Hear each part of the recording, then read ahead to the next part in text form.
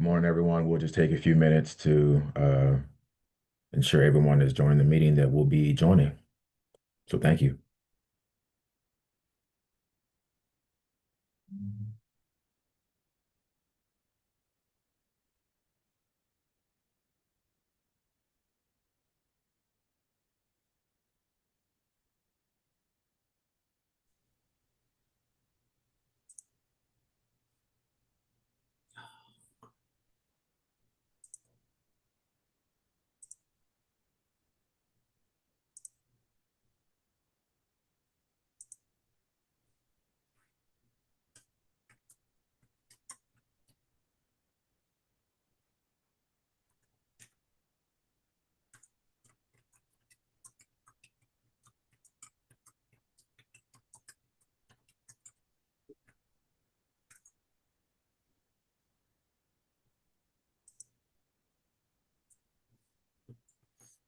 Good morning, Dorian.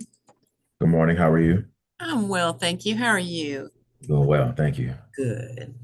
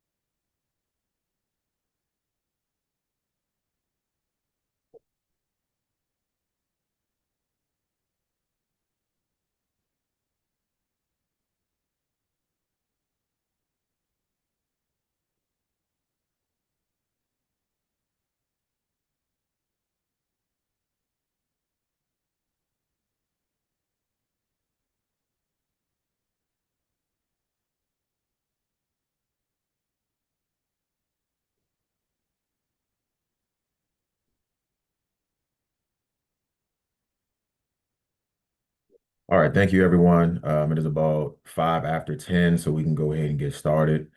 For attendance, if you could record your name and your affiliation into the chat box, we'll be able to record your attendance accordingly.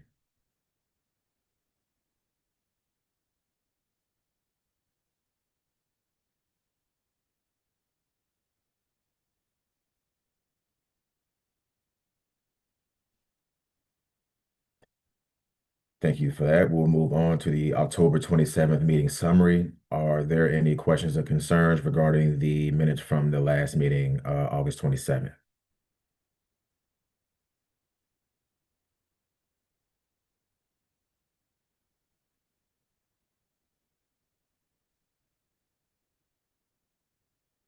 All right, hearing none, we'll move on to item 3, the public comment period.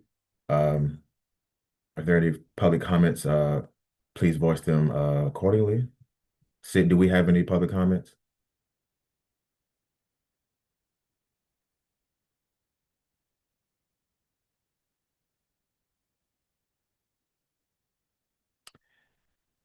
All right, right, very good. Hearing none, we'll move on to item 4, the LRTP progress update.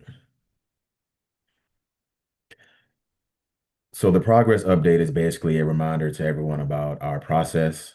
The LRTP process flow is a cyclic process that is in line with the federal regulations with which requires the transportation planning process to be comprehensive, cooperative, and continuing. The process starts with the socioeconomic data development of the base year 2050. This was a 2-year process that was adopted by our policy board in September 2023.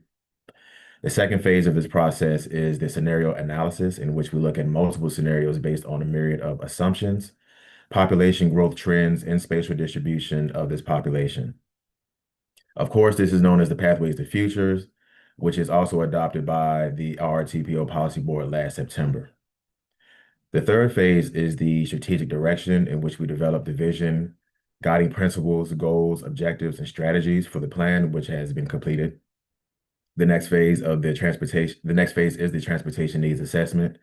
This is a comprehensive analysis used to identify current and future transportation requirements. Within this process, we look at areas of safety, congestion, accessibility, infrastructure conditions, among other transportation deficiencies.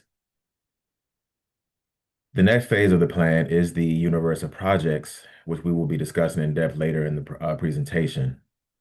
Once we have the universe of projects finalized, we prioritize these projects, then we evaluate the plan, and then finally the plan comes up for adoption to the RTPO Policy Board.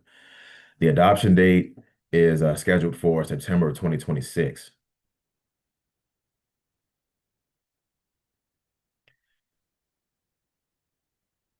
Even though it's a cyclic process, we are executing parallel processes. So as we've developed the vision goals, and objectives, this process leads to the development of the performance measures.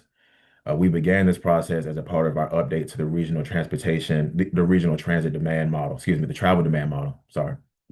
Secondarily, we're also working on the formulation of the universe of projects. This is a comprehensive list of potential projects that are under consideration. This serves as our next evolution of the LRTP planning inventory, from which priority projects are selected, evaluated, and eventually programmed.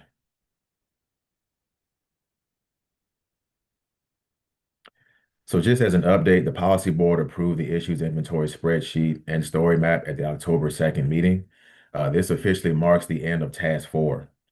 From task 4, we were able to formulate technical documents, including the CMP, Bridge Report, State of Transportation Report, and the Socioeconomic Data Report. Along with GIS assignments, story maps, issues compilation, this was a very big haul for the agency. So I thank the advisory work group for the formulation of the issues inventory and spreadsheet, as well as staff for their work on the CMP Bridge Report, State of Transportation Report, and the subsequent mapping and issues compilation that went with it.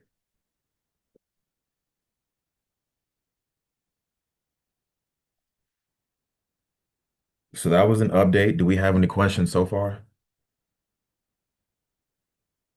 No questions. Thank you. Thank you. So next we'll get into the universe of projects in task 5. In this phase, the LRTP transportation needs and efficiencies as established in task 4 are to be converted into logical transportation projects and broken down in different project categories, including highway, transit, park and ride, active transportation, structures, and rail, with anticipated project costs, including capital, maintenance, and operations. Regional project inclusion guidelines are to be developed for project selection. Only these projects will be scored for the project prioritization process in task 6.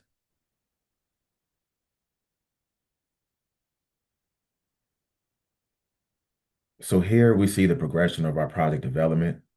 We start with the overarching issues and deficiencies facing the regional transportation system. From there, we funnel these issues into specific targeted solutions, and then we come up with projects that shape one or more of these solutions into tangible actions.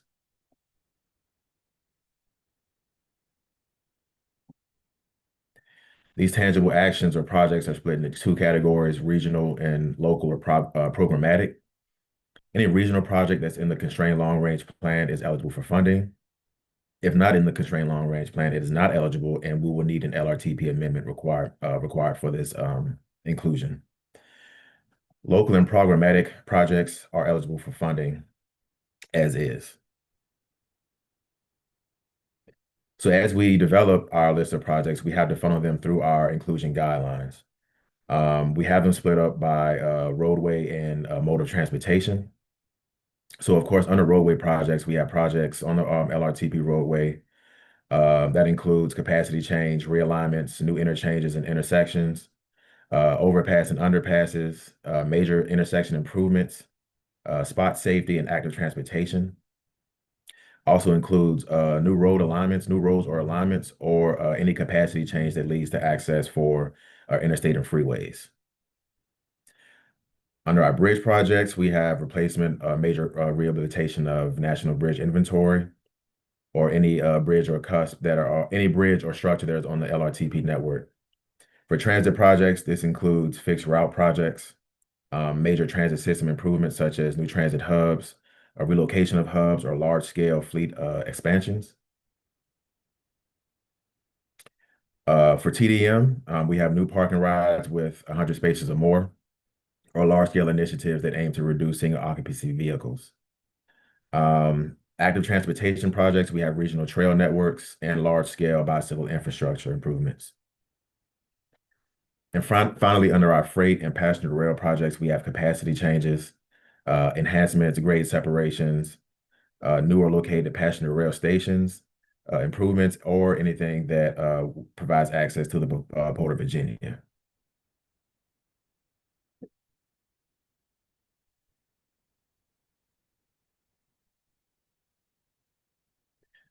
So as stated previously, the universe of projects is the next progression of the LRTP planning inventory. The update is vital because it moves from what are the problems and needs to what are the potential responses and solutions. It helps us assess feasibility, costs, impact, and alignment of potential projects with strategic objectives of safety, resiliency, and sustainability. It keeps the project pipelines current, enabling more effective programming and budgeting, and supports transparency among stakeholders and advisory work group project champions. So when the universe is updated and made available, agencies and local partners can see what is under consideration. So what you see squared away are the projects within the universe that we have asked the localities and agencies to assist with. For this section, we asked project champions to give us the projects that best coincide with their understanding of how to address these issues, spelled out within the issues inventory that align with the LRTP vision, goals, and objectives. These projects can be included within local capital improvement programs, STAR studies, small area plans, and internal repositories of projects from project champions.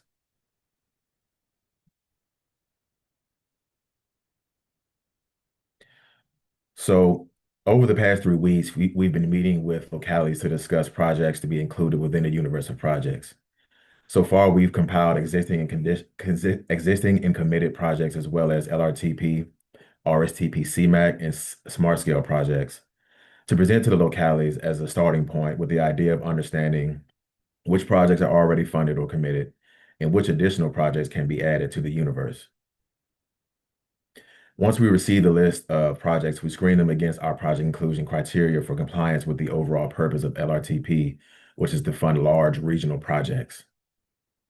From there, staff will prepare alternatives for potential investments, including evaluation of performance in multiple future scenarios. And then we move this on to the advisory work group committee for a comment on preferred investment approaches. So what we've done in conjunction with task 4 is effectively create a feedback loop with the advisory work group in which we gather the initial information regarding the issues and provide corridor level analysis through the issues inventory. We presented the information back to the advisory work group for approval and then began formulating the universe of projects through input from the advisory work group project champions to be reviewed and adjusted through project screening and the application of multiple funding scenarios.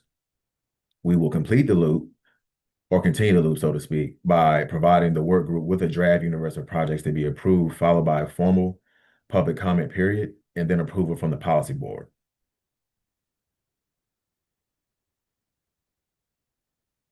This is our tentative schedule. We're looking to have a draft universal projects by mid-November. So we asked all advisory work group project champions to submit their list of projects by this time, mid-November, so around about November 15th. By December 25th, we want to have an LRTP advisory work group approval of the universal projects. From there, we go through a formal public comment period of January 2026 with an approval date by the policy board of February 2026.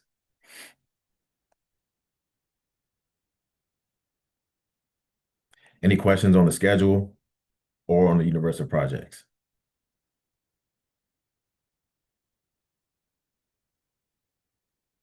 Not on my end. Thanks for talking through it and making it so clear. I appreciate it.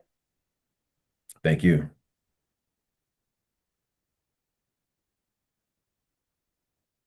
All right, y'all, we're moving right along.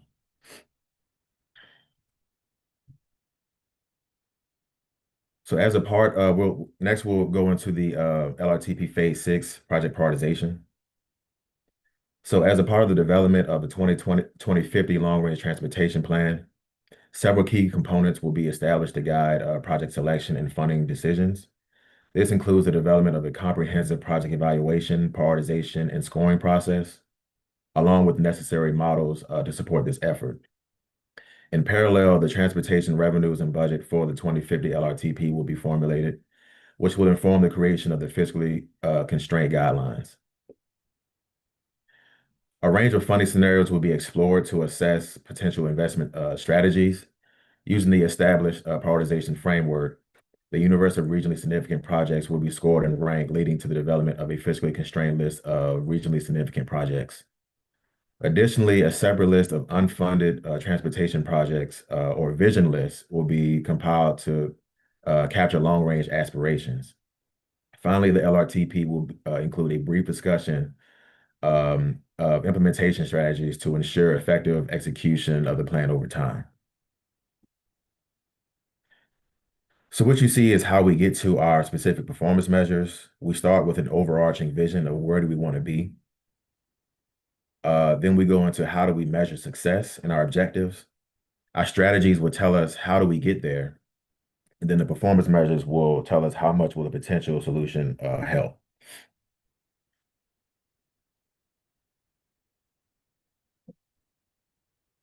So an example, let's take safety. Our overarching goal Our overarching goal would be a system where no one is killed or seriously injured, and people feel secure and comfortable, regardless of how they travel. The objective for this would be by 2050, the number of people killed or seriously injured on roadways will be reduced by 100%. The strategy will be to implement complete street policies, including adding sidewalks, crosswalks, and other proven countermeasures. And that's how we get to the performance measures of the number of fatal and injury crashes avoided. So these measures showcase how our system is functioning and whether we're meeting the goals we've set. They help track progress towards a long-term goal. They also inform project selection and prioritization. Performance data helps us identify which projects will deliver the greatest benefit for our communities. Additionally, we can show how a project or program performs over time. It becomes easier to justify investments and makes the case for continued or expanded funding.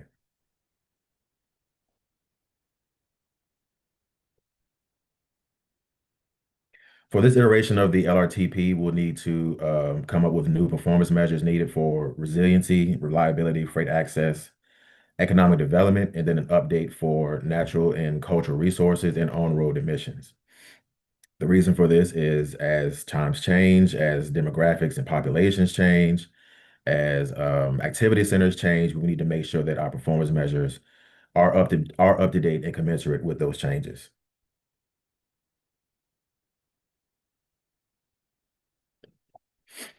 So let's go through a few of our goals.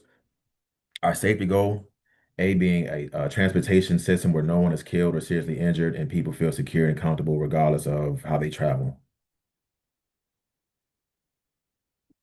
The performance measure will be the reduction in fatal and injury crashes weighted by severity, and a reduction rate of fatal and injury crashes weighted by severity.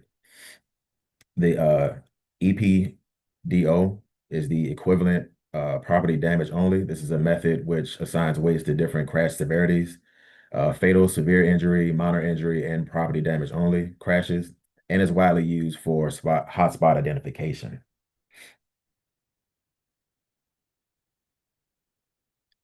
As we move into our sustainability goal, the goal would be a transportation system that provides choices and meets the needs of current generations and provides the same opportunity for future generations.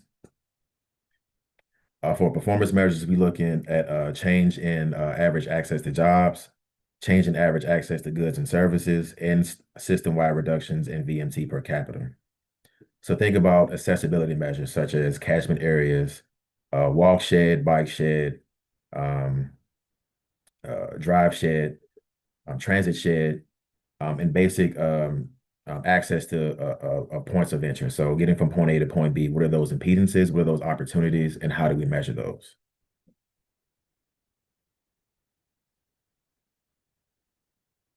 Our second sustainability measure, in terms of our performance measures, we look at system-wide reduction in annual volatile organic compounds, nitric oxides, particulate matters, and CO2 emissions in metric tons. We're also looking at the impact to natural and cultural resources.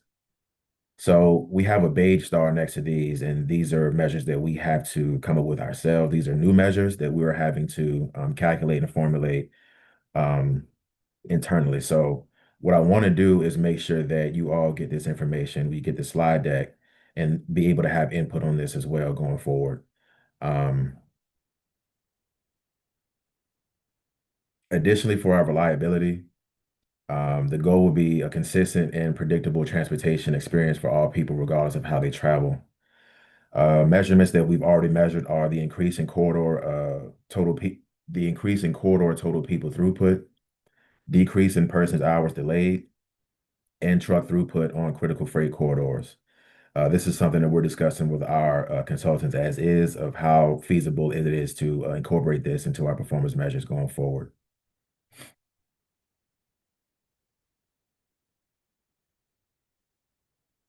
Finally, our resiliency performance measures, a transportation system that prepares, adapts, and recovers quickly from disruptions caused by natural disasters, extreme weather events, and other emergencies.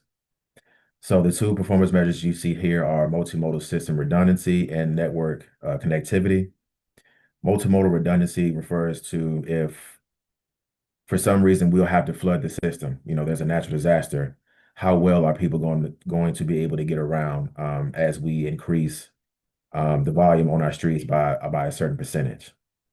Network connectivity refers to if I have point A to point B from a bird's eye view, how well can I get from point A to point B without any increased impedances, time travel, any kind of land use that may be, I guess, a hindrance from getting from point A to point B. We'll need to come up with a metric to how we can measure that accordingly as well.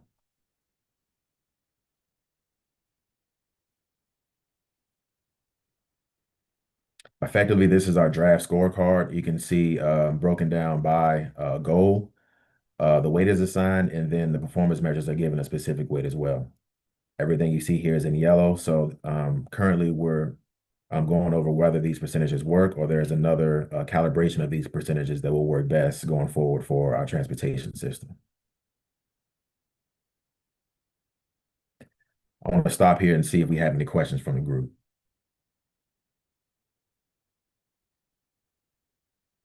So for access to jobs and services, are you just looking at like major employment centers, major commercial destinations? Major employment centers, major destinations. So we're relying heavily on our traffic analysis zones Okay, to understand where those points of interest are, and then we're focusing in on how well can we get those people from point A to point B in that respect. thanks. Just to follow up on that, and then will you be averaging that system-wide? once you look at each zone and the accessibility, you mentioned that was going to be the first cut. It will have to be weighted, particularly on the amount of jobs and activity within a certain task. So we'll have to come up with a way that's going to calibrate that accordingly, whether it's average or whether it's another, metric that we can use. We'll have to go through that internally to see how we can best calculate that. Okay, because that seems like a pretty important variable. Also, you mentioned under, I guess it was goal B, that you're developing some of the ones such as impact on natural and cultural resources. Is there a draft of that yet, or at this point you just want to know if feedback on just the appropriateness of that concept? Because that's a pretty tough one to figure out how exactly you want to measure it. Precisely. So we'll need to get a little bit more feedback on that going forward. Okay.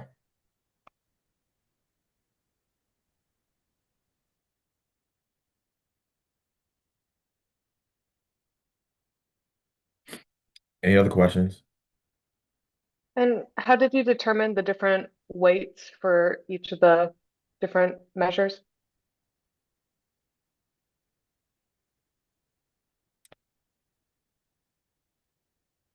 I don't know the exact answer to that, so let me get back to you with that answer, Appreciate that. Thank you. of course. Dorian, this is Holly. I put something in the chat for you, but I realize you probably can't see that. Do we have yet all the goals and measures in one table to look at at once? Like to see, like, here's the overview of everything we're trying to accomplish? I don't know if we have that in the table just yet. Okay, that's fine. That would be helpful for me and at some point for the public once we get that secure. So awesome.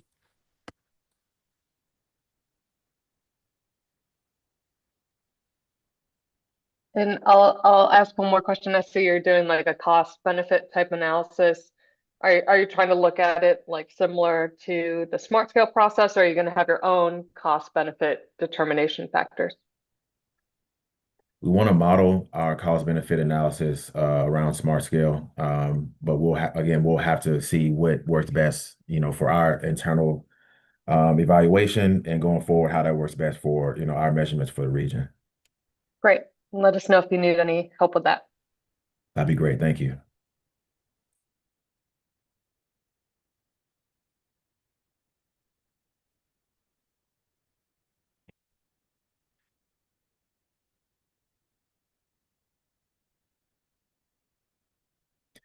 So moving right along, our final presentation will be the LRTP Phase 6 Constrained Plan Development. So the LRTP is federally required to be fiscally constrained. This means that the project list includes only projects for which reasonably expected revenues are identified. Revenue projections must be realistic based on existing funding streams like federal, state, local taxes. The costs must include inflation, operation, and maintenance estimates. It must involve public participation, stakeholder consultation, and interagency coordination. It includes all modes of transportation and must demonstrate conformity with air quality goals under the Clean Air Act. Here we have a forecast of revenues between the years of 2026 out to 2050. Roughly about a quarter of the total forecasted fund was available for the regional projects in the 2045 plan. So as you can see here, we'll have about $32 billion in projected revenue by 2050.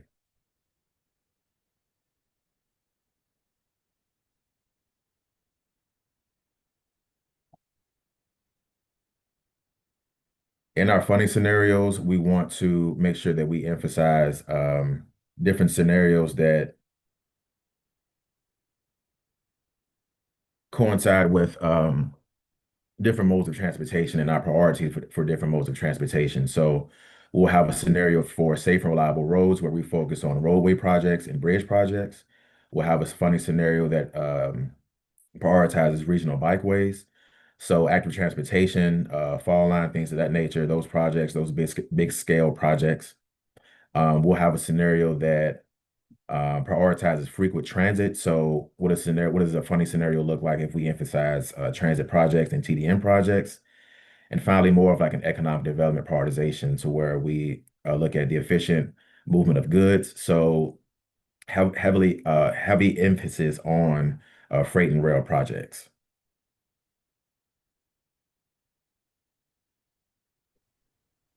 Dorian, on that, could you go back a slide? These are the four scenarios you're going to develop, assuming the same level of funding.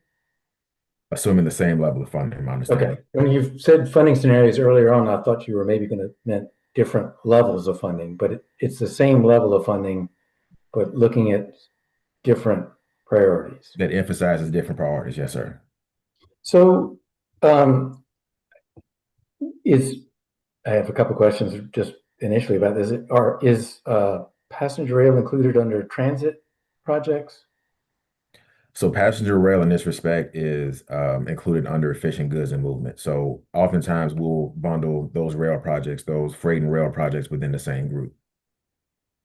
Okay, but I know that some of the things, for example, under passenger rail included like station improvements. That's not really an efficient goods movement, but that's where that would be looked at.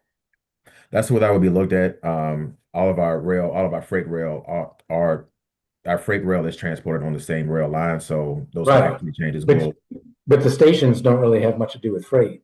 right, right. So we still bundle freight within passenger. Okay. Yeah. My other question is, I don't see any scenario that aligns with goal B.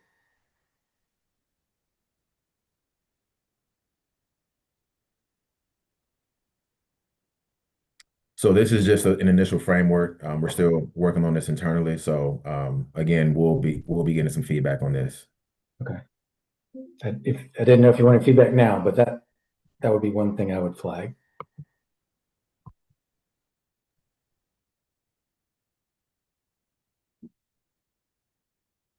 Thank you for that. And again, I want to send out the slide deck to the group and be able to get some feedback from you as soon as possible, whenever your earliest convenience is.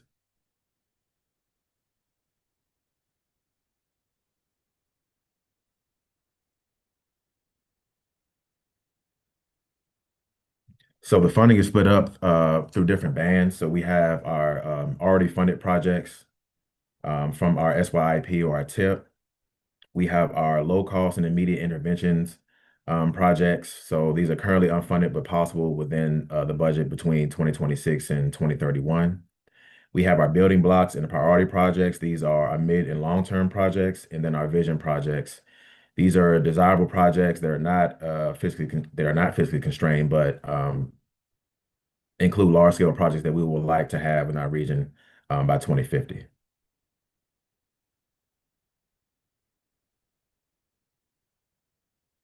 So the goal is to develop multiple investment options for the advisory work group and public consideration. We have to go through whether we want to do a cost benefit analysis or just a benefit only. For cost benefit, we have a number of pros and cons. The pros being it accounts for both the benefits and the costs, of course, so we have a balanced picture of what the project would do. It's efficient for comparing projects for different sizes and scopes, and is useful in fiscally constrained planning. However, this requires detailed cost estimates, and monetizing all benefits can be difficult in this respect. For benefit only, I mean, it's simpler, it's faster to, perform. It highlights high benefit projects that may, deserve, further review, and it's useful in envisioning exercises or public engagement. However, it may favor large or expensive projects. It can assess value for money, and it doesn't support fiscally constrained decision making. So we want to make sure that we have um, cost benefit or benefit only where it applies. Um, we're also focusing on the current investment splits versus shift in investment priorities, with the final goal of summarizing expected major benefits of each package for for easy comparison. Excuse me. Do we have any questions on this presentation here.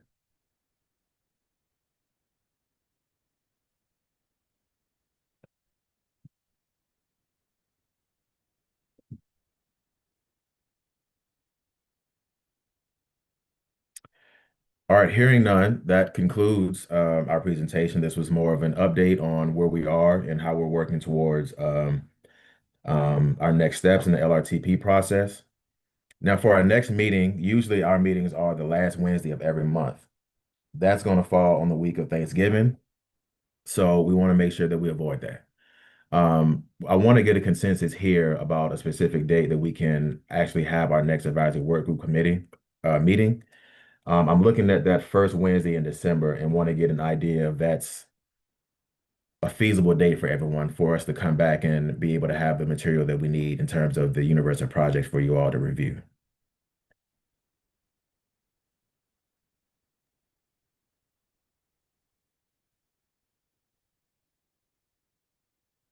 The first Wednesday in December or is The that first when you're looking? the first Wednesday in December. Yes. Perfect. Yeah, that looks good on my calendar and Todd's calendar. Awesome.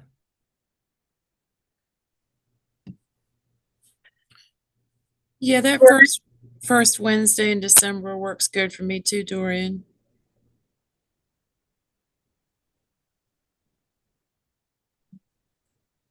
That Hey, works. Dorian, this is Patrick with Goochland. That works for me as well.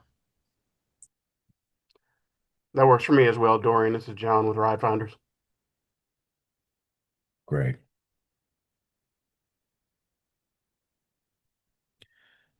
So hearing no objections, let me check the chat first.